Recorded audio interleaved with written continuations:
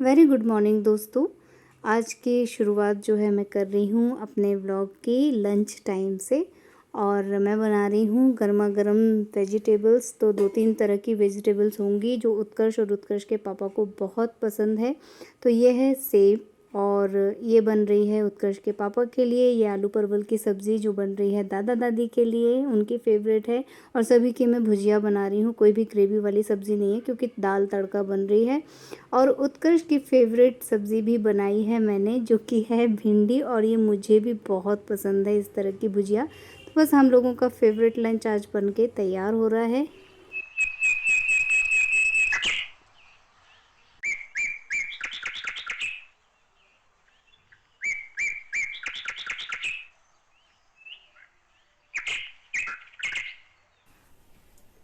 Hello everyone, welcome to my channel. दोस्तों, मेरे channel में आप सभी का स्वागत है और जो न्यू सब्सक्राइबर है उनका हार्दिक अभिनंदन है। दोस्तों, कैसे हैं आप सब? मैं अंकिता जबलपुर से कर रही हूं आप सबका स्वागत।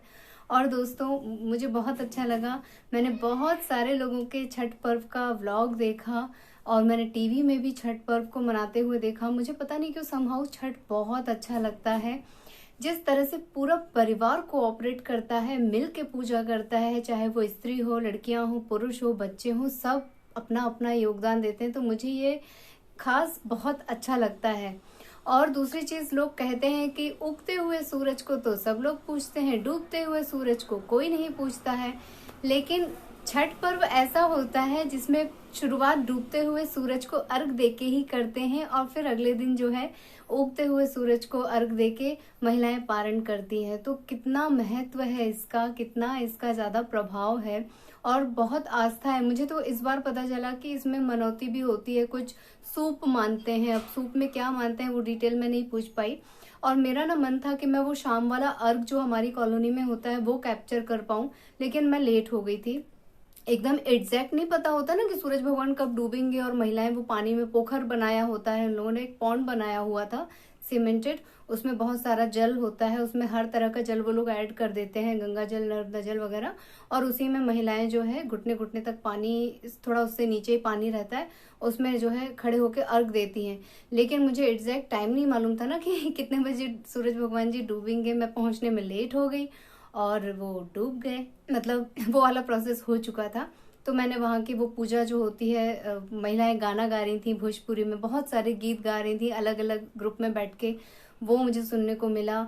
और क्या क्या चीजें चढ़ाई हैं वो देखने को मिला। मुझे वहाँ की महाआरती मिली, जो आरती करते हैं वो मुझे मिली और मैंने भी की। बहुत बड़ा और बहुत हैवी था वो आरती करने वाला, तो मुझे बहुत अच्छा लगा। ठीक है, जितना मैं शामिल हो पाई, मेरा तो उद्देश्य था शामिल होना और भगवान जी से प्रार्थना करना। बाकी तो मैंने काफी बचपन से देखा ही है, बनारस में रही हूँ तो घाटों पे मैं जाती थी, घाट पे से देखती थी।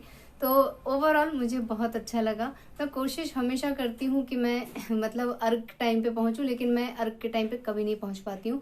और अर्ली मॉर्निंग तो ये पॉसिबल इसलिए भी नहीं होता है क्योंकि इसको या इसके पापा को स्कूल जाना होता है, इनकी छुट्टी नहीं होती है। तो बड़ा मुश्किल होता है कि हम सुबह उठने के बाद भी हम जो है मॉर्निंग में सूरज भगवान के अर्घ के टाइम पे नहीं पहुंच सकते हैं। तो ठीक है, जब भगवान चाहेंगे तब हम वो भी देख लेंगे। हो सकता है किसी संडे को मॉर्निंग वाला अर्घ पड़े तो मैं उसे अटेंड कर पाऊं। और आज जो है उत्कर्ष के स्कूल से टाइम टेबल फिर से आ गया है, इनके एग्जाम्स हैं इस महीने, तो अब उसकी तैयारी में मुझे लगना है। उत्कर्ष जो है पूछ रहा था, मम्मा इतने टेस्ट, इतने एग्जाम क्यों लेते हैं टीचर? मैं क्या बताऊं, पिछले महीने ही हम एग्जाम से फ्री हुए हैं, फिर इस महीने एग्जाम की लिस्ट आ गई है। तो वो एग्जाम है, इनका ओलंपियाड का है। तो बाप रे, मुझे लगना पड़ेगा थोड़ा सा इसके साथ। और वेजिटेबल वगैरह तो आपने देख ही ली कि मैंने क्या बनाई। हमारी जो पड़ोसन है, नेबर है, वो अपने मायके गई थी भाई दूज पे, तो वो वहां से घर की लगी हुई बहुत ताजी ताजी सब्जी, फल वगैरह सब लेकर आई थी। तो फल तो मैंने आप लोगों को दिखाए नहीं, सब्जियां मैंने फटाफट बना डाली क्योंकि बहुत ही ताजी थी और बहुत फ्रेश और टेस्टी दिख रही थी, बहुत सॉफ्ट सॉफ्ट थी। तो मैंने फटाफट सब एक साथ ही बना डाला। सब इन लोगों की फेवरेट है, मैंने सोचा रखने से कोई फायदा तो है नहीं। और दोस्तों, मेरे यहाँ तो भाई दूज पे भाई लोग ही बहन के घर आते हैं क्योंकि बहन के घर का अनाज खाना उनको जरूरी होता है। हमारे यहाँ जो है अन्नकूट वाले दिन या भाई दूज वाले दिन भाई लोग आते हैं बहन के घर और टीका लगवाते हैं और बहन के घर का अनाज खाते हैं। लेकिन ठीक है, कई लोगों के यहाँ नहीं आ पाते हैं तो बहनें ही मायके चली जाती हैं। और हमारे यहाँ तो ये है ना कि भाई दीपावली तो अपने ही घर की होती है और दीपावली के 1-2 दिन बाद ही भाई दूज पड़ जाती है, तो महिलाएं कहाँ जा पाती हैं मायके। सावन में रक्षाबंधन और उसका एक साथ तालमेल हो जाता है तो महिलाएं सावन में अपने मायके हो आती हैं।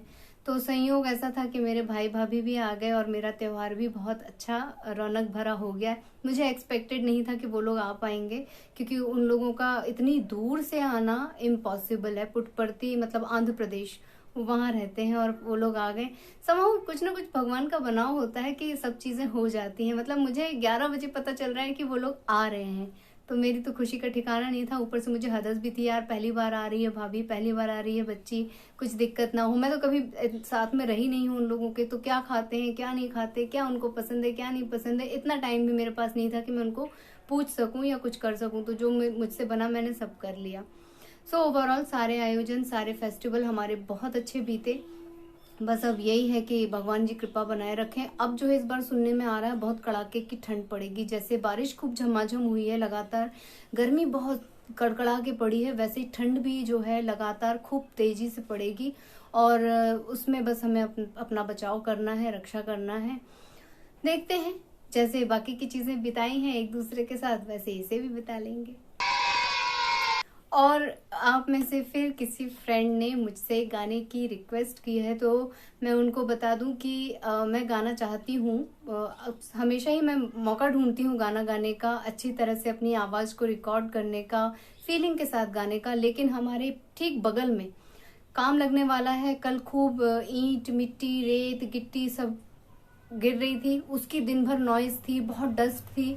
और आज थोड़ा बहुत काम शुरू हो गया है, तो अब ये कितने दिन चलेगा। आई थिंक उनका ऊपर का पूरा फ्लोर बन रहा है, तो वो 1-2 महीने लग सकते हैं उसको बनने में। तो मेरा रिकॉर्डिंग करना बड़ा मुश्किल है दोस्तों।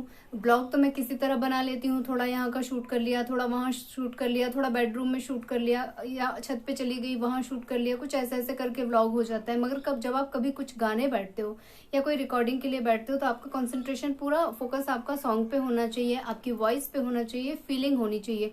और मेरे साथ हमेशा ना यही होता है कि मैं गाना जब गाती हूँ तो मेरा ध्यान जो है ना आसपास की नॉइज पे चला जाता है, जिसकी वजह से मैं रिदम बहुत तेज फास्ट भगा देती हूँ। और ऐसा लगता है जैसे किसी ने मेरे सर पे बंदूक रख दी और मैं डर डर के गा रही हूँ, कांप रही हूँ। तो इस वजह से मैं इस बार यही चाहती हूँ कि जब भी मैं अब कोई नेक्स्ट सॉन्ग आप लोगों की डिमांड पे गाऊं या मैं अपनी भी खुशी से गाऊं, तो उसमें ना ये डर वाला कंपन ना हो, मेरे आवाज में वो डर ना हो। मुझे खुद बार बार जब मैं सुनती हूँ ना उसको, तो मुझे लगता है कि यार ये और अच्छा हो सकता था। और एक्चुअली में मैं ऐसा नहीं गाती हूँ, ये सिर्फ रिकॉर्डिंग के टाइम पे होता है कि मुझे ये डर लगा रहता है कि कोई हॉर्न ना बजा दे, कोई सब्जी वाली ना चिल्ला दे, कोई कहीं से कुछ भड़ाम से आवाज ना कर दे। तो वो इस हदस में मेरा जो है ना गड़बड़ हो जाता है।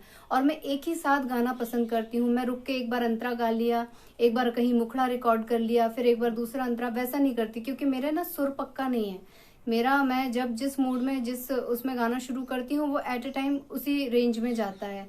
अगली बार हो सकता है मैं दूसरी रेंज से गा दूं, तो ये प्रॉब्लम मेरे साथ है। वो उन्हीं लोगों के लिए परफेक्ट होती है जो खूब रियाज करते हैं, जो सीखे होते हैं और जो पक्के होते हैं, वो उनके साथ होता है, सुर की प्रॉब्लम नहीं होती। मैंने अगर मुखड़ा रिकॉर्ड करके रख लिया और अगले दिन मैं उसका अंतरा गाऊंगी ना, तो रेंज इधर उधर हो जाती है। पता चला मुखड़ा मैंने नीचे उससे गा दिया और अंतरा ऊपर से शुरू कर दिया, और फिर जब अंतरे से वापस मुखड़े पे आ रही हूँ तो कहीं और आके अटक गई। तो ये बहुत ध्यान रखना पड़ता है सिंगिंग में, सॉन्ग में, कि वो सुनने में इतना भी भब्बड़ ना लगे कि आदमी को अपना कान बंद करना पड़े। तो मैं आप लोगों की रिक्वेस्ट ना एक जगह लिखती जाती हूँ कि मुझे ये करना है, ये करना है, ये करना है, मैं भूलती नहीं हूँ। लेकिन यही है कि मैं सही समय का इंतजार करती हूँ कि बस मुझे आधे घंटे बस मिल जाए गाने के लिए प्रॉपर, तो मैं गा लेती हूँ। तो बस आज का व्लॉग मैं यहीं पे एंड कर लेती हूँ, अपनी बातें यहीं पे समाप्त करती हूँ, नहीं तो व्लॉग लंबा हो जाएगा, पता नहीं होगा कि नहीं। और मिलूंगी अब अपने नेक्स्ट व्लॉग में, नेक्स्ट वीडियो में। उसमें आप लोग तैयार रहिएगा ढेर सारे नॉइस पोल्यूशन के लिए, क्योंकि नॉइस पोल्यूशन होगा। और जैसा भी होगा मैं कोशिश करती रहूंगी कि आप लोगों के साथ रेसिपीज भी शेयर करती रहूं, अपनी कुछ टिप्स भी शेयर करती रहूं, स्किन केयर भी शेयर करती रहूं, और सारी मेरी जो भी बातें हैं वो शेयर करती रहूं। तो आप लोग बस इसी तरह अपना प्यार और आशीर्वाद बनाए रखिएगा। आप लोगों में से जो लोग नए हैं प्लीज मेरे चैनल को सब्सक्राइब कीजिए, वीडियोस को लाइक कीजिए और अपने फैमिली और फ्रेंड्स के साथ उसे शेयर कीजिएगा दोस्तों। मिलते हैं नेक्स्ट वीडियो में, तब तक के लिए take care, tata bye bye. Bye bye and thank you for watching.